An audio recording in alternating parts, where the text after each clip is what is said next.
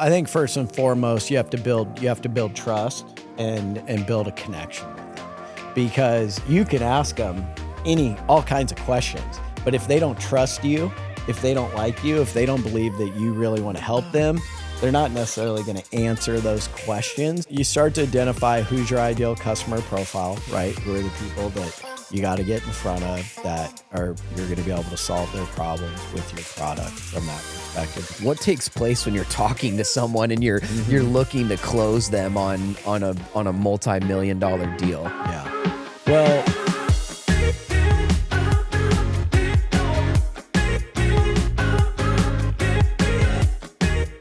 welcome back to the Traditions and Trends podcast. Man, we're just rolling like a freight train out here. We're having a great time. Man, this is like episode 8, 9, something. We're just trucking along, going crazy, having a great time. But my name is Luke Reelfs. I'm the marketing director at Oracle Insurance. And with me, as always, I got the CEO of Oracle, Will Stephanie. What's up, man? Man, how you feeling today, brother? I'm feeling good.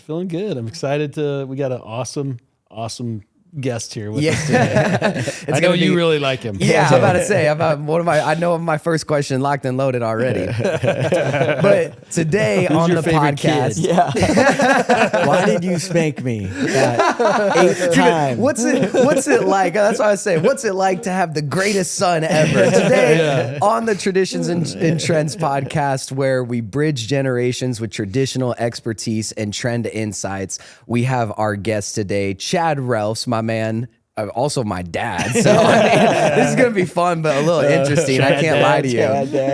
Let's go. Will was joking before we got on here. He was like, "Man, I'm not gonna have to say nothing on this podcast." These two know how to rap. They both can just talk and talk, and it's awesome. So gifted chatter. I'm done. That's it. That's it. Never gonna have to cut to my angle again. I said, you're here for the good looks. Bring the good looks to the stage. But no, we're gonna have an absolute blast today. We're already having some fun, going crazy. But my dad, Chad Reelfs, is on the podcast today talking about sales, about building businesses, about ministry, about personal development, just all kinds of awesome stuff. Right when we were compiling a list of guests for the podcast, I was like, dude, my dad would be a solid guy to get on this. He knows a lot about a lot of different things. And a couple weeks ago, I sat down with one of my really good friends on this podcast, Colton Brayton, and it was fun because there's some guests that I know really well. Most people I know of them. And so it's interesting to ask them questions, but sometimes it's a little interesting. It's like, I know you really well. And I know my friend Colton really well, but it's fun at the same time, just still getting to ask questions and maybe hear about something again, or just be like, wow, like I'm 24 years old, like been around you ever since I was 0. And, and it's like, maybe I haven't heard that or heard you talk about that. So let me tell you guys a little bit about my dad, just bragging on my man right here real quick so you guys understand what's up and who we're talking to. My dad, Chad, right now is the vice president of sales for Crimpton. They're a UK-based programmatic advertising company. They're aiming to open some US offices and scale the team. He'll be in charge of doing that here pretty soon. He's personally closed and grown millions of dollars in revenue yearly for the different companies he's worked for, consistently hitting and exceeding 7-figure sales quotas year after year. He's aided his division at Intuit back in the day, and he grew that from 10 million to over 100 million in 3 years, the company Intuit. Wow. And then after, you were a founding employee of Sojourn, a data mining and digital advertising company that started in 2007. And you helped scale Sojourn from a handful of employees to 600 employees worldwide. Crazy. In 2018, just a handful of years ago, they received a $350 million valuation, which led to a liquidation event of $118 million for essentially a third of the company, sold off part of it. And nowadays, you're passionate about personal growth and development. You're currently working on your first book, so we'll get into that eventually on this, which is going to be sweet. And it takes a systemic approach to building frameworks and rhythms for living a full and fulfilling life while mentoring others. And so lots of great stuff to get in here today. And when I thought about having you on, I really thought, like, dang, my dad has been in sales for what, like 25, 20 some years. Yeah, 25, 30 years at this point. So just to break it down super simply and kick it off, like what what do you think about when you hear sales? Like, what does that mean to be excellent at the sales process? That's good. Well, first of all, thanks for having me on. This fun. Obviously, you're my kid, so it's a nice invite. And Will, you and I have gotten to know each other. Yep. We have a CEO Bible study that we've been doing for the last couple of years. So love having you be a part of that. So this is just kind of fun to get a wrap with a couple guys I like to hang out with, and it's always fun too when your son is getting to the age where it's like, oh, you got a real big time job now, and we can have some conversations about those things. So that's always a blast. Also have another son. It's a year and a half younger than you, Logan. So we meet on Thursday mornings and do a coaching call, which is really great to see them. They're both in their careers and growing, and just an absolute blast. So that's fun. And then we've got 2 younger daughters as well. Jenna, who's a freshman out in Phoenix, and then Natalie, our now 13-year-old. So Crazy. What? That's so crazy. Getting big. Yeah. So we got one left. So a few more years. Get out. No. It's the same way we are. Yeah. So it's fun. So my wife Tara, she's amazing. We've been married for 30 years. Phenomenal woman. 30 in July 23rd. So pretty cool. But little background on me and the fam, other than Luke. It's like yeah, we all know it. Yeah, if I wouldn't have said that, they would just thought, "Oh, Luke must be an only child." To this day, people are like, "You have siblings?" Especially the sister. You have younger sisters? I'm like, "Yep." Yeah. Like, what? Didn't even know. You're like, I thought it was all about me. Sorry, guys. My bad. Still the spotlight. Still the oldest, getting all the spotlight. Anyway, so back to answer your question, sales. So I think for a lot of people, probably a lot of things come to mind with sales. For me, what I love about sales and being able to make a career in it is to me, it's just really about helping people solve their problems, figure out where their problems are, what they need, and how you can solve those problems with them in sales. And in this day and age, people know if you care about them or if you only care about selling a deal or pushing your product or whatever. People can sense it, right? Yeah. Myron calls it commission breath. Yeah. I was like, that's so real. Yeah. So awesome. So I think when your why and your mission is to add value to people and you want to invest into them, then it's a lot easier because you truly are trying to figure out how can I help them? Yeah. How can I help them succeed? How can I help them get promoted? What's really important to them and their business? And you find out a lot of times, sometimes what's important to them is different than what's important to the business. Yeah. So you can't assume that things. So you just ask a lot of questions, let people talk, and see what you can do to help them. So that's what I think about sales, about just helping people, adding value to others. Thank you so much for watching the podcast. We are going to get right back to it, but I just wanted to thank our sponsor of this podcast, Oracle Insurance.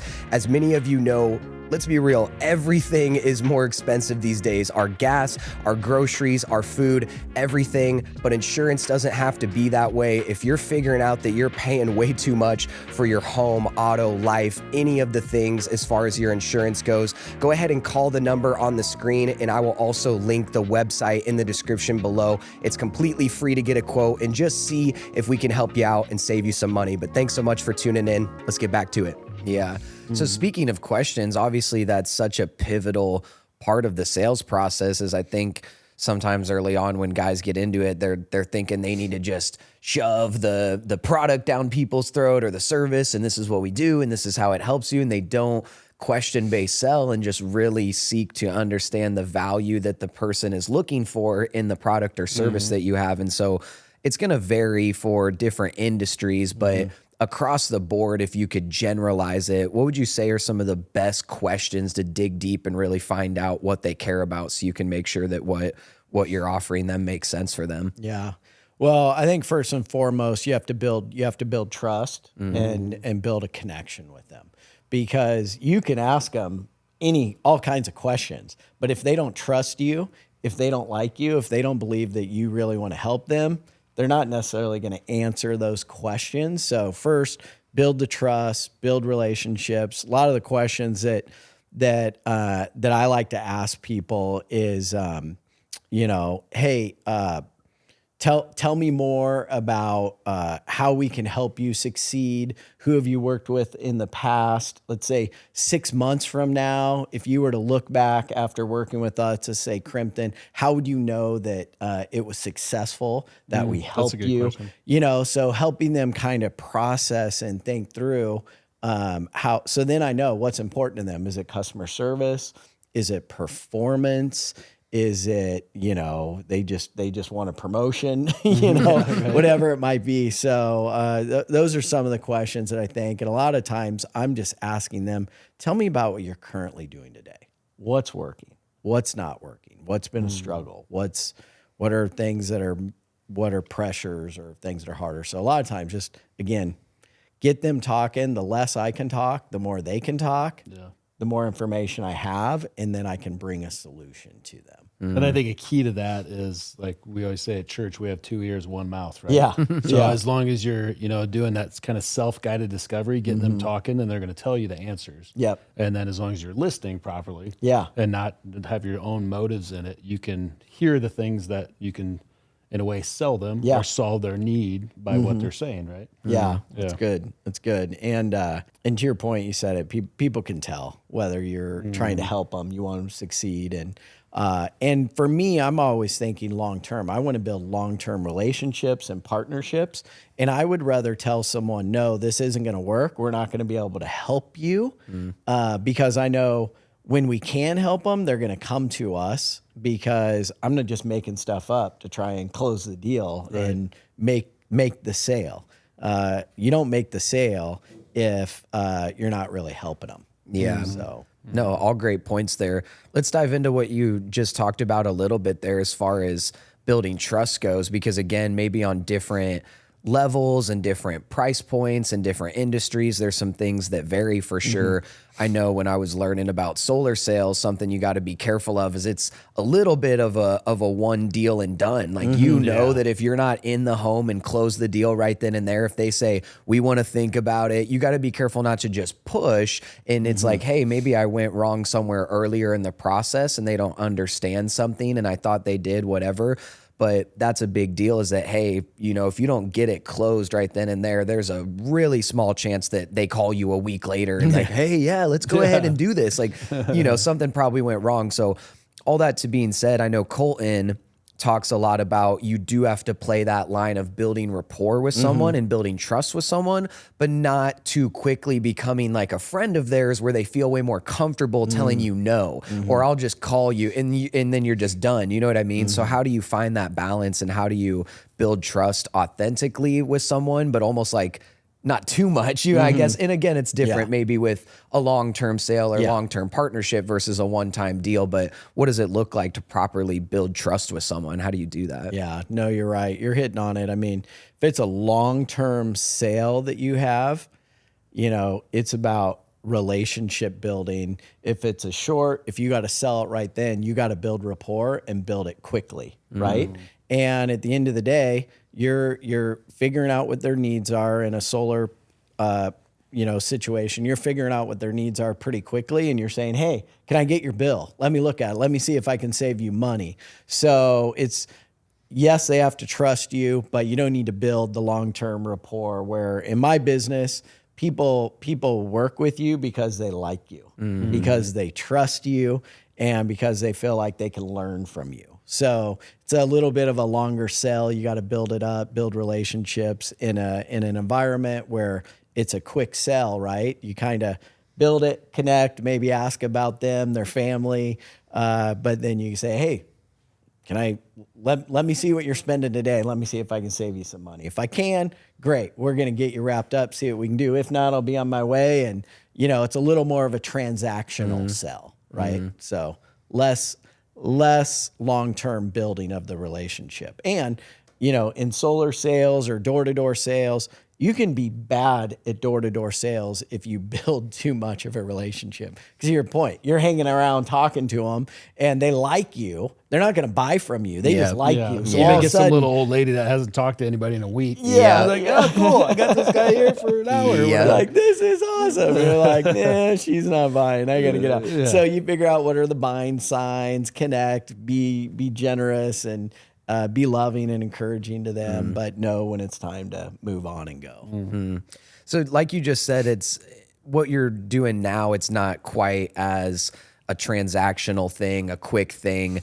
But one thing I think a lot of salespeople get stopped by is that I need to think about it, or just, the price is too high. What are some ways to overcome that if someone's like, hey, I just want to think about it, if maybe it is supposed to be a quicker deal, or you can just tell that they don't really need to think about it. There's maybe just something. How do you loop back around and overcome an objection like, hey, this is just too expensive, or we want to think about it? I think part of it is, and I've heard this said before, and part of it is around the standpoint of, well, of course you need to think about it. I haven't given you enough information to not think about it. So let's, what are some of the issues? What are some of the roadblocks? What are some things that you're concerned? If it's numbers, let's look at them. If it's a product fit, whatever, and just get them talking and really be able to figure that out. And usually as you're listening, it's an objection there that they haven't expressed. Yep. So if they need to think about it, then you haven't sold them. They're not sold. So they're telling you, I need to think about it, because you haven't given them enough information to not think about it. You haven't made it clear to them. Yeah. So Yeah, that's great. I mean, so many things we could delve into all day here about sales. That's obviously a big topic of conversation, but I'm always interested in asking people about leadership and about growing companies. I mean, it's one thing to start a company and to do all of the different things that go along with launching something and whatever, but I feel like I'm really fascinated with this idea of scaling a company. It's like, hey, why do you see some companies stay stuck at X amount of revenue a year, X amount of employees, whatever the case is, right? These different metrics.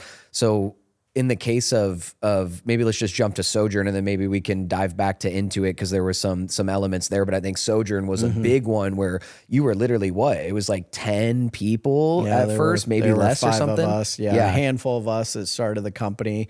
A group of us left from Intuit to go start Sojourn. Our founder, Gordon Whitten, had this idea of putting advertising on boarding passes. Back then, the boarding pass you'd print off at home, you would actually, there'd just be TSA information on there.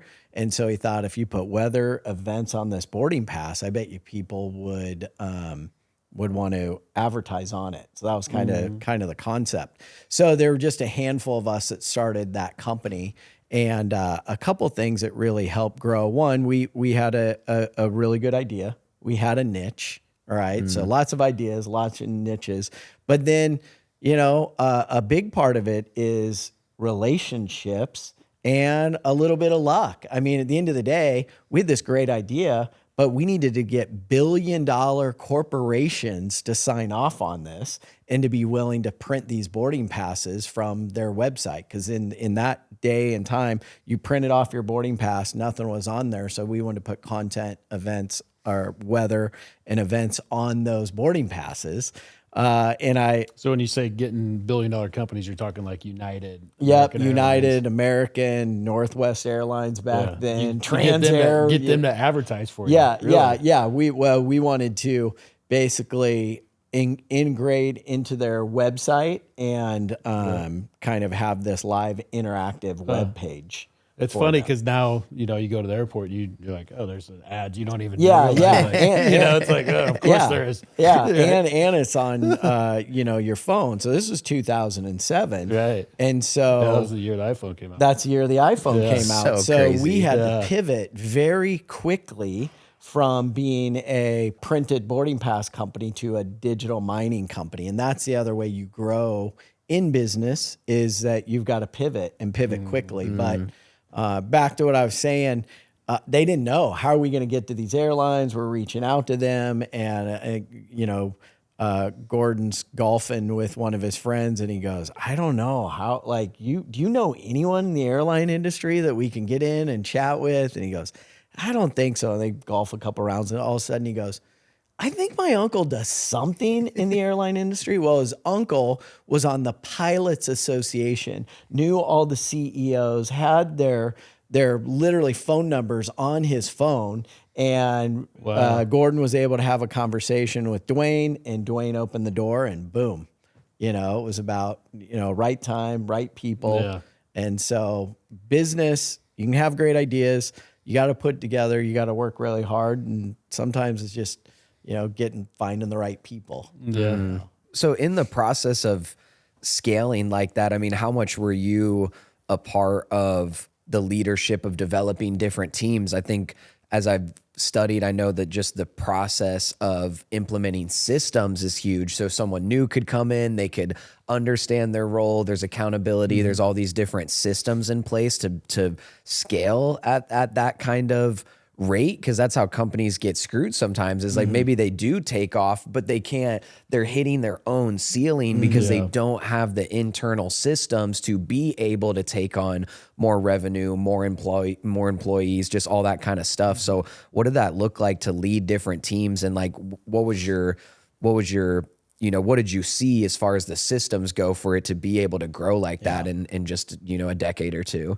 Yeah, I think one of the biggest things, when we were a part of Intuit, one of the things that I was responsible for, I did partnerships and relationship building there. But the other big thing, and Gordon was a big believer in Gallup and Strength Finders. What are people's strengths? How do you help people play to their strengths? How do you minimize their weaknesses, build great teams around that? And to me, that was a big thing that we developed and grew, took 100 and some people through Strength Finders at Intuit. So when we came over to start Sojourn, culture was critical to us, in that culture of finding out what people are really good at, allowing them to play to their strengths, everyone having a voice, they're, at the table. And so in the early days, there's only a handful of you're all on the leadership team. As it gets bigger and you grow to 10 to 20 to 30 to 40 people to 100 people, right? You start to bring in experts, and you start to allow people to play to their strengths. So that's a big part of how you grow. You get the right people in the room with their expertise. And for me, in the early days, I was in HR. I did all the hiring. I did all the business, or I did all the development, strength finding stuff, all that. And I kind of just fell into sales because we weren't having a whole lot of sales in the early day. And I remember Gordon came to me and he goes, "You know what a bird dog is? They point towards a bird, and then you go get the bird, and the dog goes out and gets it and brings it back." He's like, "We need a bird dog team. Can you get people together?" We were sending out emails, and we were basically lead genning for the salespeople. So I'm getting these leads in, I'm handing them off to the salespeople. I've got these people on the hook, and I'm like, and then all of a sudden they don't close. And I'm like, I had these people on the hook. I could just close them. And he goes, "Start closing them." So within 6 months, I'm our top salesperson in the company. And Gordon's like, "You are out of HR. You are all in sales." So for me, early on, found out what I was really good at, what I was passionate about. And that's where I focused in. And so we brought in people who were specialists in operations and scaling and building teams. And, and a big part of that was figuring out what people are really good at, empower them, and let them go do it. Did you ever have in those growth periods where you had employees that they filled the need to a certain level, and then they kind of the job outgrew the person, their capacity? Yeah. Did that happen? Oh yeah. Yep. And there were, I think it was probably 10 or 11 years in, and we went from 5 to probably 20 or 30, 50, 60 pretty quick, maybe 100. And then within 10 years, there were only 5 of us, and even Gordon, some of the founders weren't even there anymore. There were only 5 of us that were left, right? Mm-hmm. So you got to pivot and adjust and change. And so a lot of people left, and a lot of people also, you hire them in at entry-level roles, And when you're thinking about what are you good at, you get them into those spots where they can succeed and where they can grow. And because we were a healthy, growing organization and we really wanted people to play to their strengths, usually we got them in the right, if you hire the right people from the beginning, they're the right people, they're the right people and they're person. on the bus, get them in the right seats, right? Yeah. Kind of good, great concept of make sure if you've got the right people, if you hire the right people to begin with, you can usually get them to the right spots on the bus. But there were also times, a couple years in, we had to let some phenomenal employees go because, cash flow was tight and it had nothing to do with how good they were. We had to make some tough decisions. Right. And those were really hard conversations to have early on. Yeah. Totally. Yeah. So what is the inner workings of, say, some of these deals that you were doing are like multi-million-dollar deals? Like what takes place when you're talking to someone and you're looking to close them on a multi-million-dollar deal? Yeah. Well, it takes time. It's kind of, we talked about this earlier. You got to build trust and relationships and you got to know your stuff and you got to figure out what are their needs, how do you meet those needs and help solve them, right? So those multi-million-dollar deals, a lot of times they start out with a test campaign. So we do digital advertising, display, video, YouTube, connected TV, all those different things. A lot of times we worked with big hotel brands, airlines. And so at the end of the day, that was pretty easy because you got a hotel room. Can you help us sell this online or not? And it's perishable. It's gone. You don't sell that hotel room tonight. You know what I mean? Right. It's so there were a lot of metrics around tying that in. So part of it, building relationships, talking about the technology, figuring out how you can help them. And then at the end of the day, you got to perform. So, you get this, you close the deal, start to run some campaigns, you start to see performance.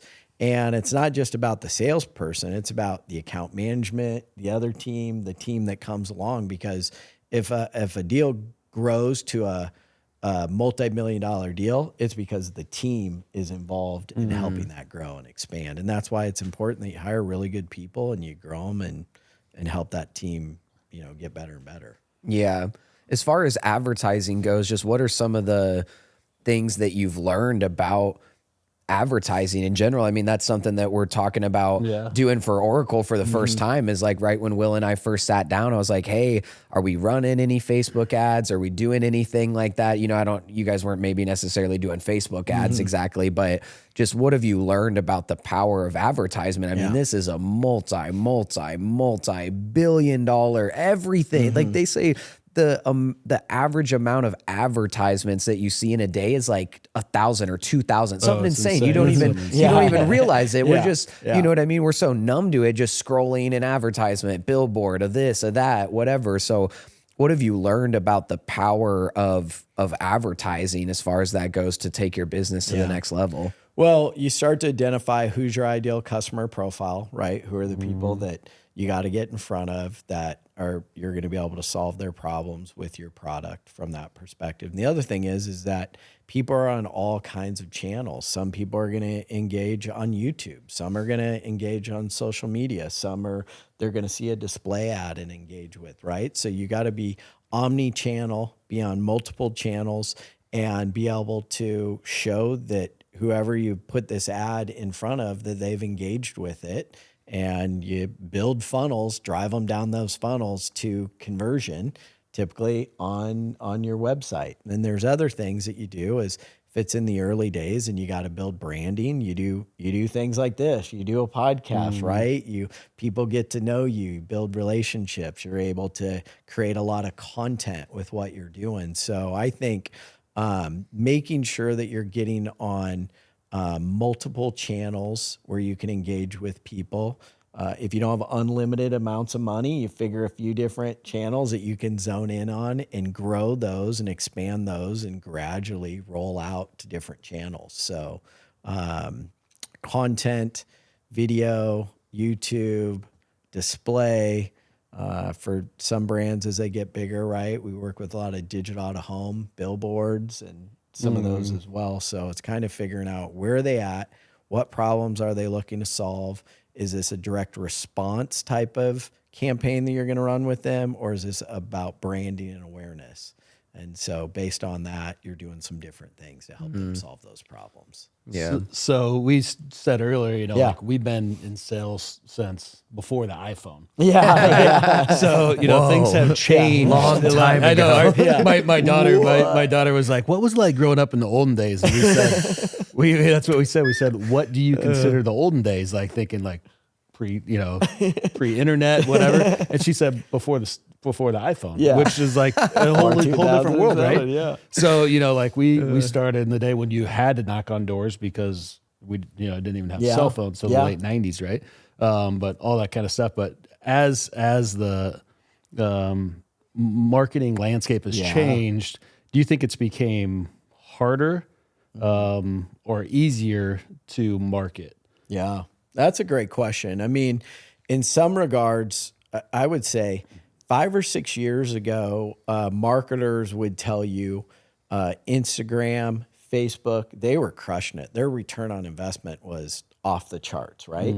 Well, now so many people are on it. There's so much content. It's easy to scroll by. I mean, this is the, whole nother subject, but people are figuring out within seconds if they're going to like your post, engage with you, what you're doing. And in some regards, it's harder than it used to be in the past because there's so much content, so much information out there. And that's why it's important that, you're doing some things on social platforms. We've got a product which is really cool. It's a social display ad. So we'll actually take the ad that you would normally put in on Facebook, and we push that out through our programmatic channel. So your Facebook ad could show up on ESPN or weather.com on some of these mobile sites out there. And all of a sudden it's catching people's attention because they can't just scroll right by it. Yeah. Right. Okay. So we're starting to see really good engagement taking a channel of Facebook, Instagram, a social post, putting it in another environment to get engagement with it. So marketers and advertisers are having to get more and more creative. The other thing that we will do with running a connected TV ad or a video or a display ad, we can show that they saw the ad, and then we do what's called footfall measurement. And then we can tell not only did they see the ad, not only did they engage with the ad, did they go to the website, did they buy, what did they do? But then we can tell, did they actually come into the store? Did they actually get to the hotel? Did they actually geo-tracing or whatever? Geo-targeting type of component that shows, hey, we saw them on this device and that device ended up in this location. So what's really cool about that is you've got your online metrics, but you also have some of your offline metrics. So there's so many different components of this thing now. In the olden days, like, did it work? Did it not? Here's a flyer, Here's a business card. Like, what's that? I don't even have a business card anymore. It's like I just tapped someone's card. It's changed. Crazy. So there's lots of nuances to it, which is really fun. Yeah. So I think some people who may not know you super well wouldn't know that, right when you and my mom got married and all this stuff, you were in ministry before doing sales and all this kind of different stuff. So obviously that plays such a big role in what you do and how you conduct yourself and how you lead yourself and your teams and how you show up and truly like what your desire is at the end of the day. It's like, hey, we want to see people come to Christ and come to know him. We want to lead in that way. So what's that process looked like as you've been, in sales? Cause that's something I learned real quick. Maybe I was just in a brutal industry for it, but I was like, these sales guys, it's all about the money and going to the clubs and this and that, and just an environment in an industry that's so like disgusting sometimes. It's like, how do you bring Jesus into that place and really stand tall for that when it's not easy? Yeah, no, that's awesome. Well, I mean, at the end of the day, it comes back to what's your purpose, what's your mission, what's your why, right? And so for me, it's to teach and it's to live out the Reelfs family values. And, we prayed these and you learned these growing up. Rely on Christ, enjoy God's word, encourage others, live life to the fullest, laugh a lot, love well, be faithful, be forgiving, be a servant leader, right? And to passionately pursue my God and my wife, and to add value to others and help them lead and achieve more than they could ever think or imagine. That's my why. That's my purpose. That's why I do what I do, right? I want to bring honor and glorify Christ in all that I do. So that comes across as you're interacting, as you're communicating, and it's about being a person of character and integrity. And you're not always perfect. Sometimes you mess up. Sometimes maybe you have a tough conversation with an employee, but you can learn so much by going back and just saying, hey, I'm sorry. I apologize for that. I was frustrated. I didn't have my coffee, whatever it is. And so a lot of times it's just being real and honest and raw. And if your mission and vision and your why is about adding value to others, that just naturally comes off in sales and building relationships. And, you talk about, how do you close multi-million-dollar deals? It's building that trust and that relationship. One of my first million-dollar deals came from having a conversation after a meeting with a guy and sharing my testimony and getting to know his life. And he realized, okay, this guy really cares and I trust him. He's going to do the right thing by me in what you're doing. Because a lot of these industries, especially digital advertising, it can be a black box. And you don't really know, are you really getting what you're paying for?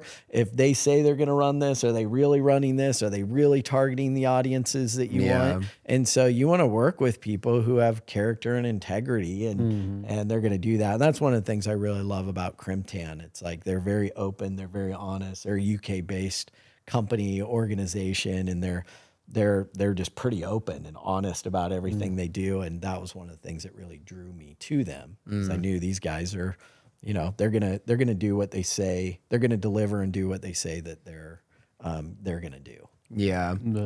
Along with that, I know personal development is such a big thing. That's something you've definitely put me onto, which I'm just excited about, because I know for you, I wouldn't say by any means personal development's like a newer thing to you, but I know recently you've really gotten into some of these guys that are super high level as far as all that stuff goes. John Maxwell for leadership, Brendan Bouchard, Ed Milet for these guys for real, legit personal development and things like that. What's it looked like in that way for you to invest in yourself in that way? And what's some of the fruit that you've seen in your business and otherwise from that investment? What I'd say over the years of building teams, whether it's sales teams or any team that you do, a big part of it is like, if you build people, their leadership, help them become better leaders, then you don't need to worry as much about the numbers, right? I think you build sales organizations, you build teams, it can become so much about the KPIs, can become so much about the numbers that you forget to invest into people in their own personal growth and development. So for me, that's always been a big deal building teams, is I want to help them, understand their faith, help them be good husbands or wives, help them be great brothers or sisters. Because if their personal life is intact, right, they're gonna come to work with more energy and focus, and they're gonna be better employees. And I think a lot of businesses do a great job of helping someone understand their products really well, their services really well. They do a great job of training, but gosh, if you're not helping someone in their relationships, in their own personal growth and development, then they're not bringing them their best selves to work. Right. And if they're not bringing their best selves to their marriage and to their relationships, well, then there's probably all these dysfunctional things that are happening outside of work, right? Yeah. And so, so when you really care about people and you want to invest in people, and you want people to understand that God loves them and has a purpose and a plan for their lives, you help them in a day-by-day basis. So I think that's a big piece of building great teams, growing culture, environments. And so I think that's where it kind of started, the whole personal growth and development piece. And then mentoring people over the years just gave me a heart and a passion to say, I want to create some systems and a process for this and framework for personal growth and development to help other people, not only in their faith, but how to then live that out in a day-by-day basis. And I think that's something we talk about in our other group. Yeah. You know, it's a group of leaders, and we're all talking about how can we get faith in, you know, because it's easier for some of us in our business than if it's a smaller business compared to, we have a couple guys in the group that have hundreds of employees, and it's a lot harder to, I mean, you can't jam it down people's throats, but just like you said, just teaching people a purpose in their life, not just like selling products or being good at their job, but being a good person, being more Jesus-like, even though they don't know it, you're instilling faith values in them. Yes. And at some point, they're going to come and say, man, you've taught me a lot. Where did you learn how to do this? And you say, well, I know Jesus. Yeah, You know, yeah, right? And he's the one that shows me how to walk every day. I talk to him every day by reading, getting in the Word. And then those, I mean, you've probably seen that happen throughout the years of, man, somebody says, man, where do you find this at? And then you're able to share your faith with them and then get them hooked in. But it's interesting how different business owners, how we talk like, man, it's easier here, there. But you can, you know, always learn on how to get that instilled in your business some way. Yeah, living it out, right? Yeah, that's I mean, it. that's Living the it out. biggest piece. And it's great because, you know, the greatest leader that ever lived was Jesus, you know, and we have this amazing book, God's love letter to us, the love story, right? His redemptive story. And you've got so many leadership principles in the Word of God that you start to lean into that, and man, you start to just see God's blessing, and as you live that out in a day in, day out basis, you know, how can a young man keep his way pure? By meditating on your Word, you know, and just living that out. And how can a young man be prosperous and successful? By meditating on your Word day and night, and be careful to do everything written in it. Then you'll be prosperous and successful. So it's like, it's this massive hack to life that is in this amazing book that's been around for thousands and thousands of years. And if you get in and you study it and you look at it, you're going to see the greatest leader of all time and how he loved people, how he inspired people, how he encouraged people. And it just, the more you read it, the more you fall in love with God and his story, you know? So it's so fun and such an awesome thing to do. Yeah.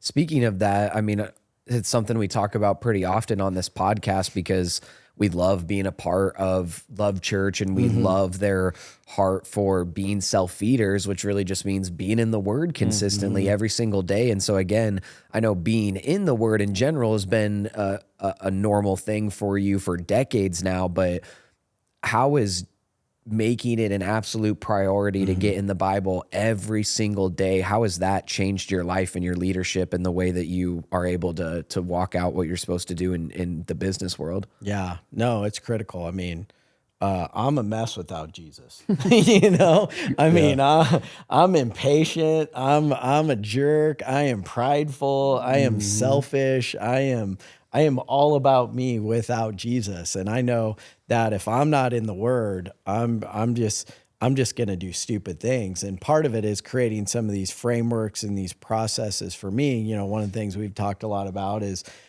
I have a framework that's my win the morning framework, right? So every day I want to wake up early. That's my 5 W's are wake up early, words of affirmation, and that's a prayer, a gratitude and thankfulness. God, thanks for waking me up today.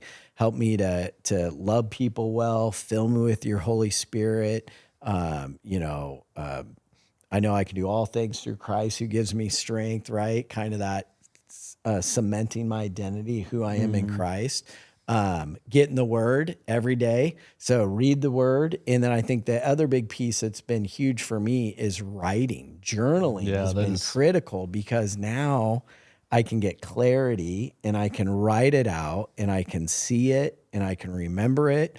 And then the most important thing is, okay, Lord, how do you want me to apply this? I think there's a lot of people who are Christians. They believe in Jesus. They're fans of Jesus. But they're not necessarily followers of Jesus. And being a follower of Jesus is being in the Word and trying to apply it and be guided and directed by the Holy Spirit every day. So journaling helps me with that. Yeah. And then my other W is, you write it out and then go work out.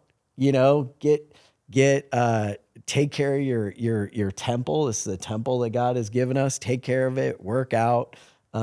Good process and thought there. My I is inspire someone by 8 a.m. So by 8 a.m., I want to send a text, a call, a voice message to someone to inspire them. And then the end is no excuses, no complaining, try and live unoffendable life.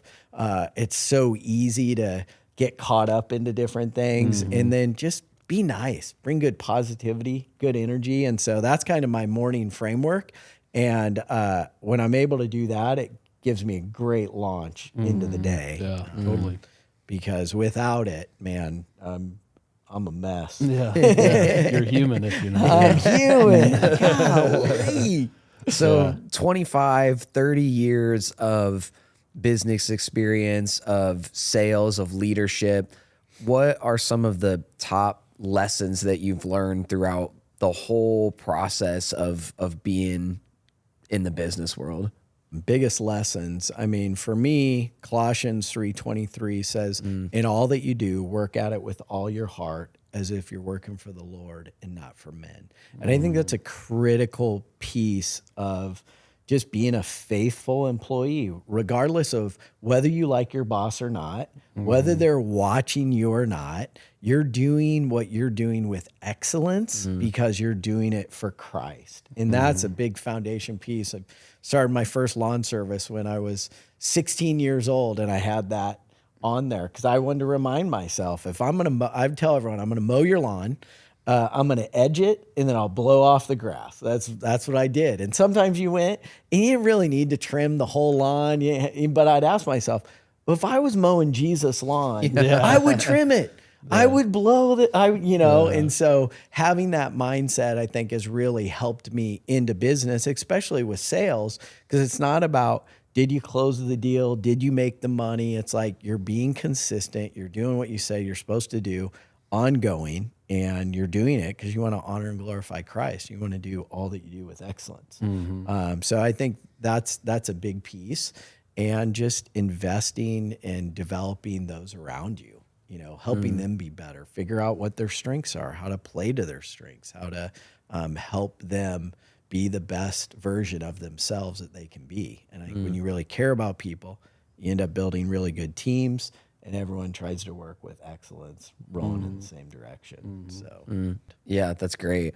As we kind of land the plane here, as PT would say, I love it. As we land the plane, you are working on a book right now, a culmination of a lot of the stuff that we have talked about today. What inspired you, at 50, 51 years old to be like, yo, you know what? I'm gonna write a book. There's not a lot of people who end up doing that at all, right? So where did it come from?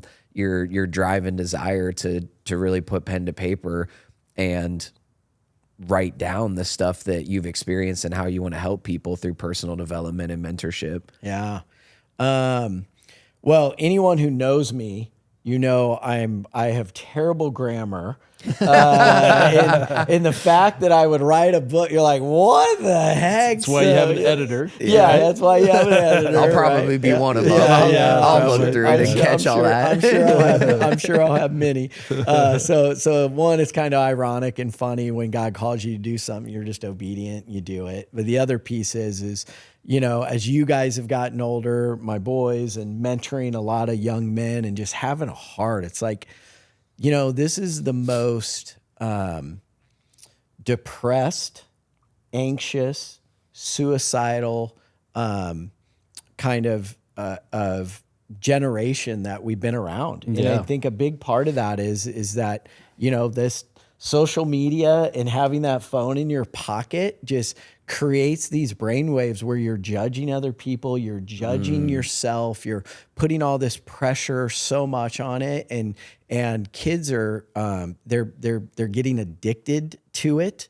They're being lonely. They're being stuck in their rooms. And I think just having a heart for more mentorship and more one-on-one. And I think there's a lot of men out there, mainly focusing on men, that said, I'd be willing to mentor someone, but I don't really know how to. How would I do it? What would I do? And so that was a big part of writing the book is this is how I've been mentoring some young men. Here's some frameworks. Here's a process to help you grow in your own personal growth and development, but then to go mentor someone else. And I just felt like God just gave me a vision, even last year of saying, hey, I want you to help mentor 7 million young men.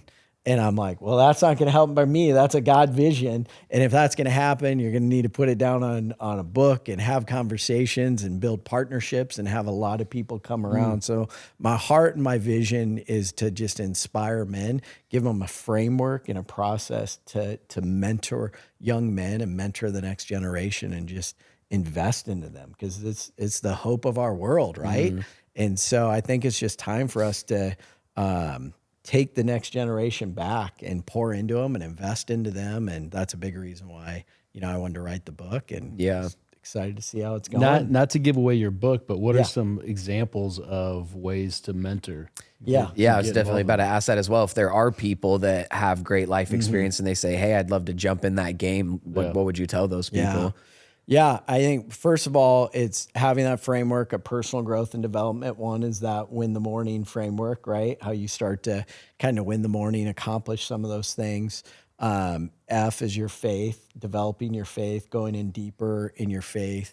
One of the chapters is on opportunities, priorities, outcomes, how you organize, how you balance your life. That's a big part of success is how am I going to organize and balance my life? Your core value alignment, helping people understand what are your core values? Why are you here? What is your purpose? What is your mission? What is your vision? To help people go through that. The other piece of it is what's your unique calling in this season? A lot of times young people are like, oh, I want it all now. It's like, no, what's your unique calling in this season? Let's grow and let's process and go through that. The other one is serving people, helping them serve. How are you serving? Who are you surrounded by? What's the energy that you're bringing on a day in, day out basis? So you're going to have a lot of conversations with them about how you sleeping, how you eating, how much time are you sitting on phones or video games, right? How much water are you drinking? Are you getting outside? Or some of those basic fundamental things that a lot of people just don't know, or just ways to have those conversations and keep each other accountable.